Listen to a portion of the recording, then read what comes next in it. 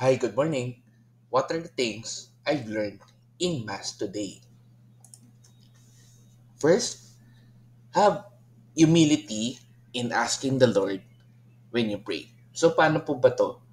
Like sa example nga ni Father, kapag nagdadasal tayo, lagi natin umpisahan na, Lord, if, Lord, if you will it, Lord, kung gusto niyo po, ayan. So, kung ano man yung mga pinagdasal natin, every day sa Kanya, every night, every morning, let's try na mas maging humble po tayo when we pray to God. Yung hindi lang po tayo biglang hihingi, yung magde-demand. Ayan po, yan ang gusto po na may turo ngayong sa Mass po natin na lagi po tayo maging humble or magkaroon ng humility when praying to God. Next, have no sense of entitlement when praying. So like our example sa number one, kapag magdasal po tayo, lagi po nating bigyan ng humility ang ating pagdarasal. Number three, always have time to pray to God despite our busy life. Which is totoo naman kasi in our 24 hours sa buhay pa natin, I'm sure meron tayong kahit sabihin mo ng 5 to 15 minutes to pray to God sincerely, to pray to God in silence, to waste time with Him. Kaya siguro wala namang palusot yun na wala tayong oras sa Kanya kahit sobrang busy tayo na day. I'm sure makakahanap naman tayo ng time for Him.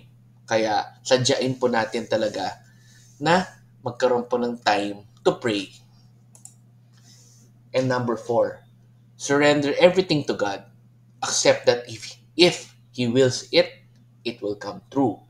So, lagi po tayong maging aware po dito na kapag yung mga pinagdasal natin or pinagdadasal po natin ay hindi agad mag-come true or hindi mag-come true, siguro ayaw pa ni God or hindi, wala pa po yun sa plano niya.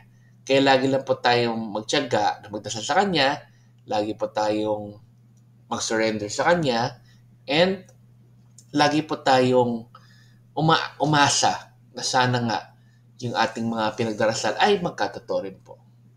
Ayan, okay, let's end again with a simple prayer in the name of the Father, and of the Son, and of the Holy Spirit. Amen. Lord, I pray na sana po ay kung gugustuhin niyo po at kung nasa will niyo po at kung papayagan niyo po kami, sana yung mga pinagdasal po namin ay magkatotoo.